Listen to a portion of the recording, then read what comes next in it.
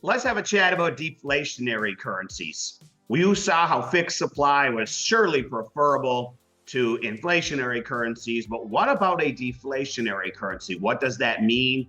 That means a never ending and constant shrinking supply.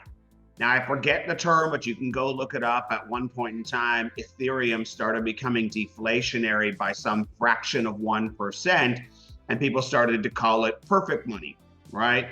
And they were saying that it was even harder money than Bitcoin because it was deflationary and all this wonderful stuff. So the idea was there, but it never really quite got there.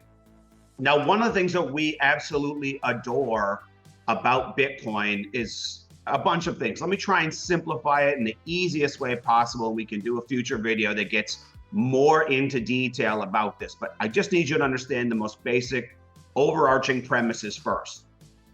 In the Bitcoin distribution supply, when it generates new currency, every 4 years, it decreases the amount of new currency that goes into circulation, right? It slowly ramps up to that fixed hard cap supply that never gets exceeded, right? And that halving tends to be the cycles around which Bitcoin's price tends to jump up a whole nother octave. Every 4 years, there's a halving in the price not on the date, but around that time. You see big increases where the old lows and the old highs, so there's still some cyclical variation there, but it moves up a whole nother octave. In Debtbox, they have a halving every year, right? There's a few exceptions to that. You can learn that another time, but there is more accelerated halvings. And then, of course, the currency in Debtbox also has a fixed supply, as do all of the secondary projects, what we call layer 2 projects, whether it be natural gas, black gold, DCM, and you can learn about those later on. These are all deflationary projects. Now, the big thing, the secret sauce, the sweet spot, the most important thing that you need to get your head around here is the royalties from those physical projects. We're going to put a simple diagram up on the screen for you here, a real simple cartoonish one. Now, all of those royalties from those projects funnel into an account we call the trust account. That trust account has a contractual obligation to those of us in the ecosystem to do one thing and one thing only. I'm slowing down so you hear it. And that is to buy as many tokens as possible out of the ecosystem and burn them out of existence. And this happens day in and day out, every day, all year long. The trust is buying. The royalties from the real world businesses, again, so you can hear this, do not come to us per se, but they are value added to the ecosystem.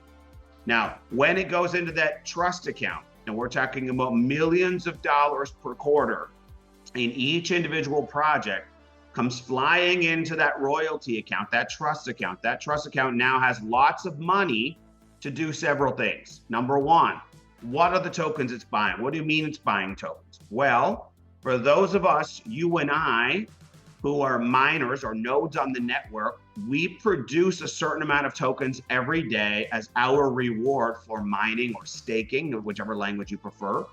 It used to be more like mining. It's a little bit more like staking in version 2. But when you get those mining distributions, those reward distributions, that is bringing the new currency into existence. And so if you and I want to get some dollars into our pocket, some dirty fiat US dollars, because we need to go to Whole Foods, we may want to sell a percentage of our mining rewards. But that always requires a buyer, right? For you to get out of the currency and to, I guess, kind of monetize your value, bring it into what you would call, normal people would call the real world money, which regardless of which country you live in, whichever currency, you may want to convert it into euros, for example, if you live in Europe. The trust is there to buy from you all the time and give you the opportunity to exit at the current market price, right? So the trust always allows you to have a buyer. So that is brilliant. This does not exist in other cryptocurrencies. because these currencies are all based on voluntary usage, unlike with the government where there is a forced use of the currency that always goes down in value. Here, it's a voluntary use, but the value always goes up, right? Always in quotations. Now, the trust buys those tokens and burns them out of existence, plus we have the annual halvings. So for ease of understanding, I want you to see, we talked about Bitcoin at fixed supply of 21 million. A whole bunch of them got lost to 15 million, but that's still maybe 20 to 25% over the course of 15 years. What happens in this case is you've got steady buying and burning large percentages of the supply of tokens every single day on top of the annual halvings, which means that if you are just patient, and these projects were designed to equalize, let's call it equalizing the supply and demand, meaning in the early days of the project, the supply is greater than the demand. But later on, after year 3, 4, 5, 6, and so on, the demand continues to increase for these projects and these coins, and the supply continues to shrink and shrink and shrink and shrink, because the trust is always buying and burning and shrinking out the supply. So in the short term, you may not see all of the price changes that you would like to see. However, it's not hard to see what happens over time. If you were willing to hold it over time, the value of those tokens is going to increase dramatically. It is wildly superior just based on simple supply and demand economics. If you want to create, store, or preserve wealth, to be in a currency that is deflationary, it is far, far superior to an inflationary one, and it is also far, far superior to a fixed supply one. And a currency where there are royalties and a steady demand baked into the cake is always going to be far superior than one that is strictly based on voluntary market participants. And the demand for fixed supply currency could someday change, right? When something better comes onto the scene, it could change. The demand for that currency may go down someday. The supply will stay the same, but the demand will go down, and that will have a dramatic impact on the market prices for things.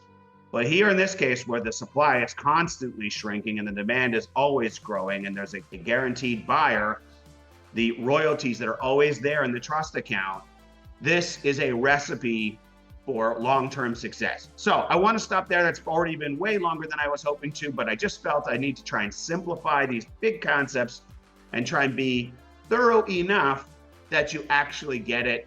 And stay tuned below. There'll be some more in-depth education about what we call tokenomics and currency supply. So take care. Have a great day. I'm out.